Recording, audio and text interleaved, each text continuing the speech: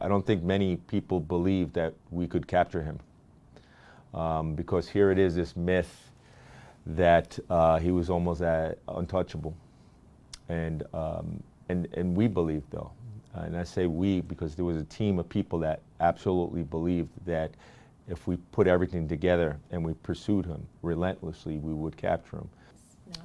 So the Sinaloa cartel still controls the vast majority of drug distribution, illicit drug distribution markets in the United States, but cartel New Generation is equally, if not more powerful today than ever before.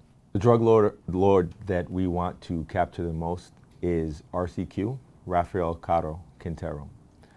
Because of him, Kiki Camarena, DEA agent, was killed in 1985. And until he's apprehended, DEA will not stop.